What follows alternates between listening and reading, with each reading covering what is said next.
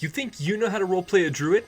Well, it's more than just talking to animals, casting Goodberry, and turning into a wolf. If you want to harness real druidic power, it's time we unlock something deeper.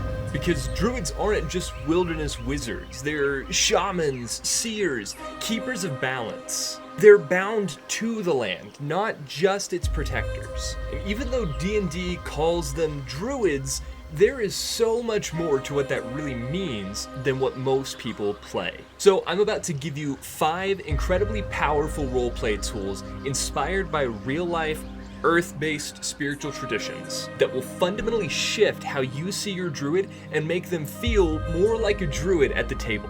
And if you watch to the end, I'm going to give you a bonus tip that's going to help you tie all of this together seamlessly. Let's get into it, because I'm Josh, the creator bard, and this is the tavern where we tell the best stories together. Before we keep going, editor Josh is here to clear some things up. When I say druid, I am not simply referring to the Celtic druidic tradition. I'm also referring to many other shamanic, animistic, and earth-based traditions. I do believe that this will enhance and grow our concept of the D&D druid rather than hinder or minimize it. Just know moving forward that that's kind of the vibe we're going for here. Not simply a Celtic druid, but many other earth-based traditions. I think that there are things that we can learn from many of these to bring into our druidic characters and enhance our games. So let's get back at it.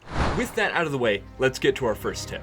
To play a druid well, you have to see the world as alive. In real-world shamanistic and animistic traditions, everything has a spirit. The trees, the rivers, the mountains. A druid doesn't just live in nature. They're a part of a vast web of living forces. They don't just use spells like speak with animals. They see every living thing as a potential conversational partner. Because to them, living among nature is a conversation in itself. It's about partnering with nature. It's about seeing nature as a friend, as a brother, mother, father, sister.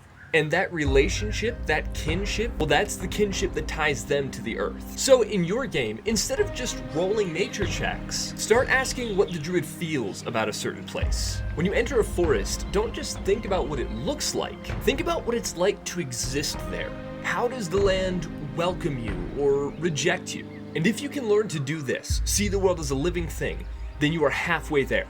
But you've still got some things to learn. Like this second tip, be the bridge. In many shamanic and druidic traditions, including the Siberian and Northern Asian traditions, where the word shaman originated from, shaman is more than just a healer or mystic. They're a bridge between the physical and the spiritual realms. Through deep trance states, drumming, and guided visions, they journey beyond the material world, seeking wisdom, guidance, or power from the unseen. So your druid isn't just a spellcaster. They're a traveler between realities, a messenger between heaven and earth, the go-between in the ethereal or astral planes that holds all of the realms together. Maybe the next time your druid communes with nature, casts speak with animals, or uses divination magic, you'll want to describe it as stepping into another world, or walking in the space between the planes. What do they see?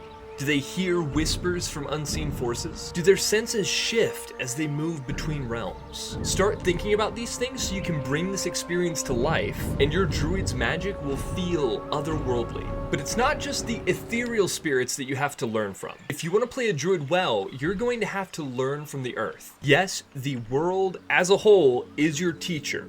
Real-world animistic traditions don't just exist in nature. They listen to it. The stones teach steadfastness. The river teaches movement. The wolf teaches survival, loyalty, and family. Going back to seeing the world as a living thing, stop seeing nature as a tool to use. See it as a teacher with wisdom to share. So take this lesson into your gameplay. What lessons has nature taught your druid? Did the oak tree teach them resilience, standing strong amidst the storm? Were they raised by the river to avoid conflicts whenever possible, always looking for the easiest path forward? Or maybe they learned from some predator or another to analyze their prey for what strengths and weaknesses they have before striking. These lessons can shape your druid's instincts, making them feel like they've actually lived in the wild. Now you're really beginning to see what it's like to be a druid. But without this next tip, you're never going to know fully how to interact with the world in time.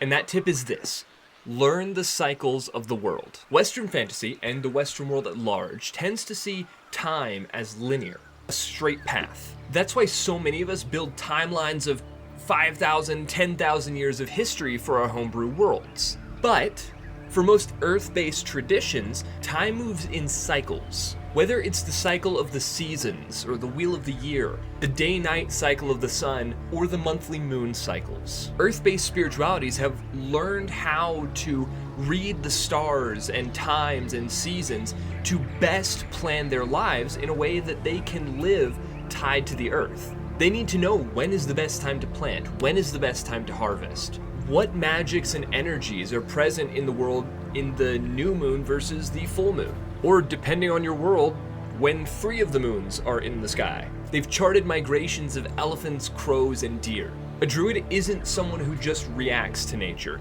They understand its patterns. Again, the cycles of the moon, the rise and fall of the seasons. These aren't just background details to them.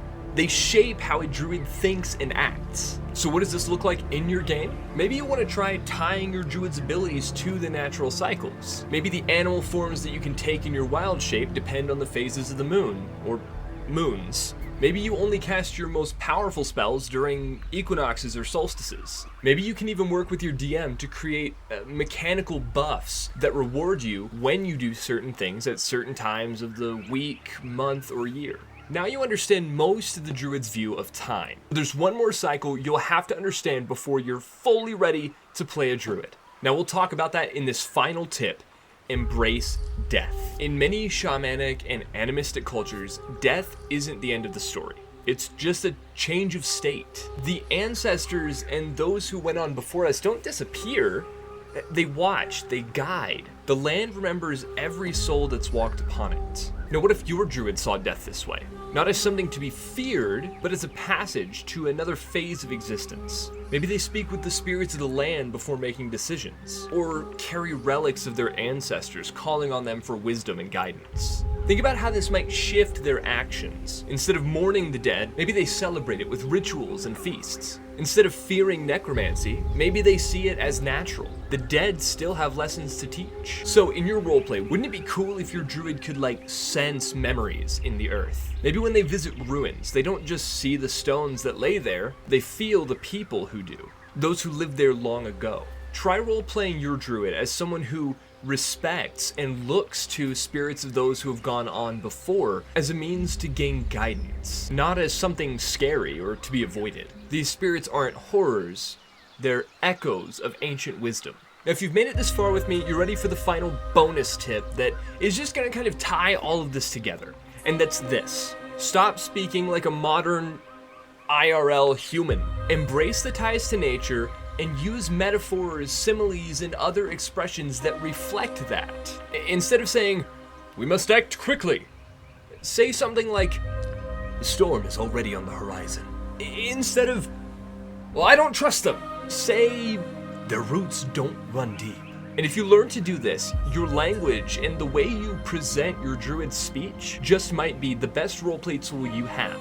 Now you might be finally ready to play your druid, seeing the world as a living being, being the bridge between the physical and the spiritual worlds, learning from the world and the wisdom of nature, understanding its cycles, and seeing death as just an extension of those. So take these principles, apply them to your druid, and let me know in the comments of this video how you've used them. Then, when you're ready, click on this video for even more roleplay tips. That's all for now, guys. Till next time, gotta roll.